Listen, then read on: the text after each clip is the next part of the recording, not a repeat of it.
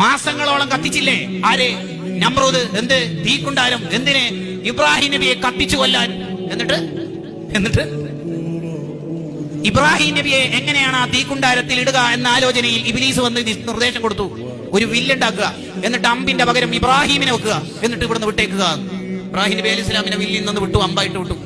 തീക്കുണ്ടാരത്തിലേക്ക് ചെന്ന് പതിക്കുന്ന few seconds. അങ്ങനെയൊന്നും പറയാനില്ല, നിമിഷാർത്ഥങ്ങൾ, ഇനി കുറഞ്ഞ നിമിഷങ്ങൾ മാത്രം. ആ സമയത്ത് തീയുടെ ഡ്യൂട്ടിയുള്ള മലക്ക് പോയിട്ട് ചോദിക്കുന്നുണ്ട്, എന്തെങ്കിലും ആവശ്യമുണ്ടോ? തീയിലാണല്ലോ വീടുന്നത്, എന്തേലും ആവശ്യമുണ്ടോ?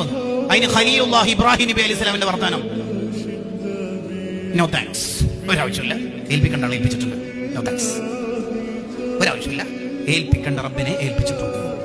അതെ അതെ, അള്ളാഹു ഏറ്റെടുത്തല്ലോ. തീക്ക് നിർദ്ദേശം കൊടുത്തു, ഇന്ന് നീ ഏതായാലും ചൂട് വേണ്ട, ബർദൻ, തണുപ്പ് വേണം. പിന്നെ ഓവർ തണുപ്പാക്കി ആ സെൻട്രൽ എ സി എല്ലാം 16 ഇട്ടാലുണ്ടാവില്ലേ, നമ്മൾ തന്നെ ഒരു മരക്കഷ്ണ ഇപ്പോ, അത് വേണ്ട. വസലാമൻ അല്ല ഇബ്രാഹിം നബിക്ക് കംഫർട്ട് ആയത് എന്താണോ തണുപ്പ്, ആ രീതിയിൽ മതി. യെസ്, എന്താ രസല്ലേ.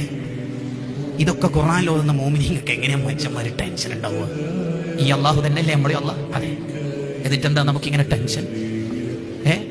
മോളെ കല്യാണം 2 വട്ടം അന്വേഷിച്ചു, ശരിയായില്ല, അപ്പോഴേക്ക് മൂഡ് ഓഫ്. ഇതാണോ മോമിന്റെ സ്വഭാവം? ഒമാനിലും ബഹ്റൈനിലും ബിസിനസ് ആരംഭിച്ചു, പൊട്ടിപ്പോയി, അപ്പോഴേക്ക് ആത്മഹത്യ പരിഹാരം. ഇതാണ് മുഅ്മിൻ? അല്ല. മുഅ്മിൻ എന്ന് പറഞ്ഞാൽ ആരാണ്? അജബൽ അംറിൽ മുഅ്മിൻ. മുഅ്മിനിന്റെ കാര്യം അത്ഭുതമല്ലേ. മുഅ്മിനിന് ആരോഗ്യം ഉണ്ടായാൽ അൽഹംദുലില്ലാഹ് പറഞ്ഞ കൂലി വാങ്ങും. മുഅ്മിനെ പരിപാലിച്ചാൽ ക്ഷമിച്ചിട്ട് കൂലി വാങ്ങും. മുഅ്മിൻ അനങ്ങിയാലും അനങ്ങിയിട്ടില്ലെങ്കിലും കൂലി എന്നാ ഈ ഹദീസ് പറയണത്. കുട്ടി ജനിച്ചാൽ സന്തോഷിക്കുന്നു, അൽഹംദുലില്ലാഹ് പറയുന്നു, ശുക്ർ ചെയ്യുന്നു, കൂലി വാങ്ങുന്നു. കുട്ടി മരിച്ചാൽ ഇന്നാലില്ല ചൊല്ലുന്നു, ക്ഷമിക്കുന്നു, കൂലി വാങ്ങുന്നു.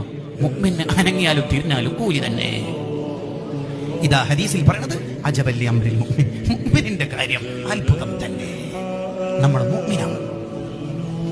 മുഅ്മിനാവണം.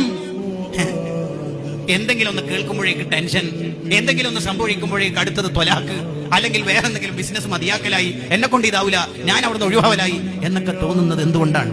അതാണ് ഈമാനിന്റെ കുറവ്, അള്ളാഹുവിലുള്ള വിശ്വാസത്തിന്റെ കുറവ് എന്ന് പറയുന്നത്. ഒരു പരീക്ഷണം നമുക്ക് വരുന്നത് എന്തിനായിരിക്കും? ഇദാ ഹബ്ബല്ലാഹു അബ്ദൻ ഇബ്തലാഹു. ഒരു പരീക്ഷണം അള്ളാഹു നൽകുന്നത് ഒന്നിക്കിൽ നമ്മളെ ശുദ്ധീകരിക്കാൻ, കഴിഞ്ഞ കാലങ്ങളിലുള്ള തെറ്റുകുറ്റങ്ങളൊക്കെ പുറത്തു തരാൻ. ഒരു ബില്ല് പാസ്സാകുമ്പോഴേക്ക് നമ്മൾ എന്തിനാ ബേജാറാവണത്? അപ്പുറത്ത് മിസൈലിന്റെ, ഇപ്പുറത്ത് വേറെ എന്തെങ്കിലും സംവിധാനങ്ങളിന്റെ തുരുതുര ചിത്രങ്ങൾ കാണുമ്പോൾ ഭയപ്പെടേണ്ടവരാണോ മുഅ്മിനീങ്ങൾ? ഇനി ആകപ്പാട് എന്ത് സംഭവിച്ചാലും നമ്മളിപ്പോ പോകേണ്ടത് ആരുടെത്തേക്കാ? നമ്മുടെ സ്നേഹം നമുക്കെല്ലാം തന്ന അള്ളാഹുവിലേക്കല്ലേ.